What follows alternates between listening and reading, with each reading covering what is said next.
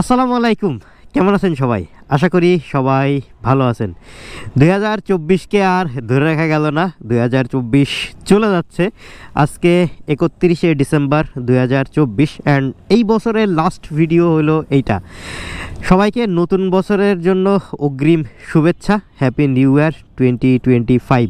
কেমনে আসলে বছরটা পার হয়ে গেল ঠিক বুঝতেই পারলাম না।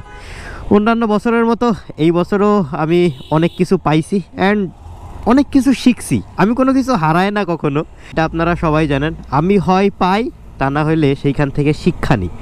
2024টা আমার ওইরকম গেল। অ্যাচিভমেন্টের মধ্যে কিছু কিছু ড্রিম পূরণ হয়েছে, যেরকম সেন্ট মার্টিন গেছি, কুতুবদিয়া গেছি, এরপরে হচ্ছে চরকুকরি মুকরি গেছি, আরও বেশ কিছু জায়গায় ঘোরাঘুরি হয়েছে। বাট অ্যাটলিস্ট আমি চাইছিলাম 2024-এ একটা সাজেক ট্যুর দিতে, কিন্তু সেটা হইল না, কারণ আমার ভার্সিটি। আমি 2024-এ ভার্সিটিতে ভর্তি হয়েছি অ্যান্ড আমি আমার পড়ালেখাটা শেষ করার পিছনে আর কি একটু দৌড়াইতেছি। এইভাবেই 2024 আমি মোটামুটি পার করছি অ্যান্ড ভাই প্রচুর পরিমাণে জিনিস শিখছি 2024-এ, যা আসলে বলে বোঝানোর মতো না। আমি যখন 2023-এ এরকম একটা ভিডিও বানাইছিলাম একদম লাস্ট ডেতে, যে কিভাবে 2023 পার করলাম, সেই বছর আমি বলছিলাম ইনশাল্লাহ সামনের বছর নতুন কিছু শিখবো, নতুন কিছু জানবো এবং নতুন কিছুর সাথে পরিচিত হব। অবশ্যই হয়েছি অ্যান্ড আবারও বলতেছি ইনশাল্লাহ 2025-এও আমি নতুন কিছু শেখার ট্রাই করব, নতুন কিছু ইমপ্লিমেন্ট করার ট্রাই করব এবং নতুন করে আবার বাঁচা শিখব। কেন বললাম নতুন করে আবার বাঁচা শিখব? কারণ আমাদের একটা গণ অভ্যুত্থান হয়ে গেছে দেশের মধ্যে। সেই অভ্যুত্থানে আমিও একটু হইলেও পার্টিসিপেট করছি অ্যান্ড 36শে জুলাই, যেটা আমরা সবাই জানি, আমরা এই স্বাধীনতাটা আনতে যেয়ে অনেক রক্ত খোয়াইছি। আসলে ওই যে বলে না 1971-এর যুদ্ধ দেখি নাই, বাট এই যুদ্ধের কিছুটা হইলেও আমরা আজ করতে পারছি এই জুলাই মাসে। যাই হোক, এইটা নিয়ে আসলে তেমন কোনো কিছু বলার নাই, সবাই মোটামুটি জানে। যারা মারা গেছে তাদের আত্মার মাগফিরাত কামনা করতেছি, আল্লাহ যেন তাদেরকে জান্নাত নসিব করেন। এবং যারা এই যুদ্ধে, আমি যুদ্ধই বলবো, অসুস্থ হয়েছেন বা যারা কিছু খোয়াইছেন, আশা করি আল্লাহ তাদের উত্তম প্রতিদান দান করবে। এখন আছি স্থানীয় সরকারি প্রকৌশল অধিদপ্তরের সামনে, অফিস পাড়া, আগারগাঁও। অবশ্যই আসছি মিল্কি আপুর কাছে একটা জিনিস নেওয়ার জন্য। আচ্ছা, কি জিনিস বলতেছি, দাঁড়ান। হ্যাঁ, না না না, অফিসে লেট হয়ে যাবে। আমি সকালে এমনি হালকা পাতলা নাস্তা করি অফিস থেকে। আমার তো বাসার পাশে, এখন তো আমি চিনেই গেলাম। আসবা না তাহলে এক সময়? আচ্ছা আপু, তাহলে আসি। আচ্ছা, আসসালাম। আচ্ছা আপু, ঠিক আছে। আচ্ছা আসি, আসসালামু আলাইকুম।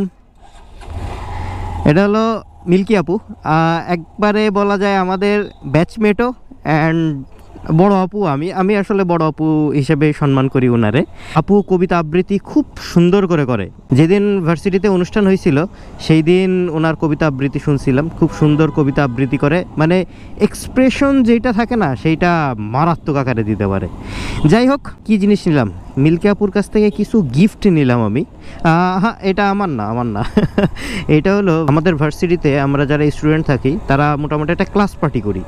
প্রতি সেমিস্টারেই একটা করে ক্লাস পার্টি হয়, বাট আমাদের আনফর্চুনেটলি এই সেমিস্টারে হয় না। আমরা যেহেতু ফার্স্ট সেমিস্টার বা থার্ড সেমিস্টারও বলতে পারেন, আমরা নতুন, সো আমরা যেহেতু ওই রকম করে কোনো সময় করি নাই, সেহেতু আমাদের মাথায় অতটা নাই যে ক্লাস পার্টি করতে হয়। বাট মিসরা আমাদের বলছিল যে তোমরা চাইলে করতে পারো, এবং অল ডিপার্টমেন্ট যারা ছিল তারা সবাই মোটামুটি ক্লাস পার্টি করছে, বাট আমরা করি নাই।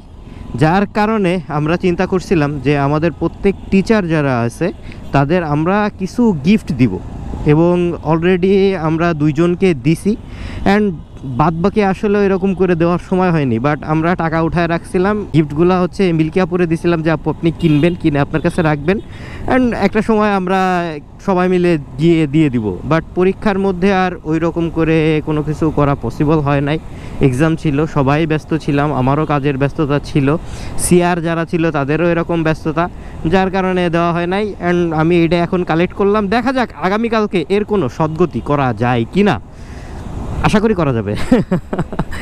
যাই হোক, আমরা যেটা বলতেছিলাম 2024 বিষয়ে, 2024 কার কেমন গেল অবশ্যই আমাকে জানাবেন, যে কে কী করলেন অ্যান্ড 2025-এর একটা এক্সপেকটেশন আপনারা রাখবেন। এক্সপেকটেশন আমি কোনো সময় রাখতে বলি না, তবে হ্যাঁ, সময়ের উপরে একটা এক্সপেকটেশন রাখা এটা হচ্ছে প্রয়োজন।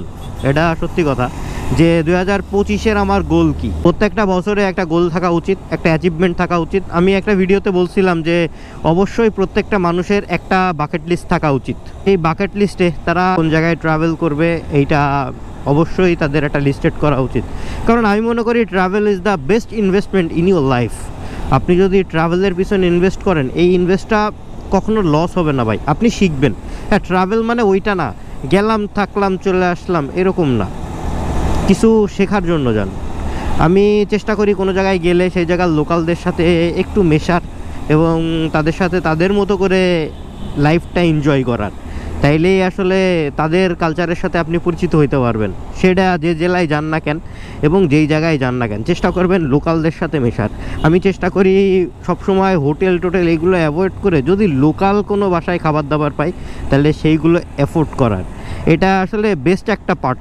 অ্যান্ড আমি এটা করি সব সময়। 2025-এর আমার একটা গোল আছে, এটা বলি আমি ছোটোখাটো একটা বিজনেস স্টার্ট করতে যাচ্ছি। সবাই দোয়া করবেন যেন সাকসেসফুলি সেটা কমপ্লিট করতে পারি, অ্যান্ড ওইটার পিছনেই কাজ করতেছি। আশা করা যায় এর একটা রেজাল্ট ফেব্রুয়ারি মাসে পাবেন আপনারা, কারণ আমি আগাগোড়াই বলে আসছি আমার গোল কিন্তু চাকরি বাকরি করা না, আমার গোল হচ্ছে বিজনেস করা। অ্যান্ড ইনশাল্লাহ আমি এটা একভাবে না একভাবে করবই, যে কোনো একটা পর্যায়ে তো করবই, কারণ বিজনেস আসলে এমন একটা জিনিস যেটা আসলে কর্মসংস্থান তৈরি করে। কিন্তু আপনি যখন অন্য জায়গায় একটা কর্মসংস্থান খুঁজতে যাবেন তখন আপনার প্রেশার হবে। এখন কিন্তু চাকরির বাজার এতটাও মনে করেন যে ভালো না, চাকরির বাজারের অবস্থা মোটামুটি ভালো পরিমাণে খারাপ। একজন ফ্রেশ ইঞ্জিনিয়ার বা ফ্রেশ যদি কোনো গ্রাজুয়েট বের হয় তার কিন্তু চাকরির সেক্টরটা অনেকাংশে কমে গেছে, কারণ এখন ডিজিটাল প্রযুক্তি হয়ে গেছে, মানুষ এগুলো অ্যাবজর্ব করতেছে এবং আস্তে আস্তে কর্মসংস্থান রিপ্লেস হচ্ছে। এখন দেখেন ওয়েবসাইট ঘরে বসে বানানো যায়, বিভিন্ন ধরনের ডিজাইন আপনি এআই দিয়ে বানাইতে পারেন এবং বিভিন্ন কাজ আপনি এআই এর মাধ্যমে করতে পারেন। আশা করি এআই সম্পর্কে আপনাদের বলা লাগবে না, অবশ্যই জানেন। তো এই জিনিসগুলোর কারণে চাকরির সেক্টর কিন্তু আস্তে আস্তে অনেকাংশে কমে আসতেছে। এত বছর যে চাকরি বাকরি করতেছি 6-7 বছর, এটার অবশ্যই একটা এক্সপিরিয়েন্স গেদার্ড হয়েছে।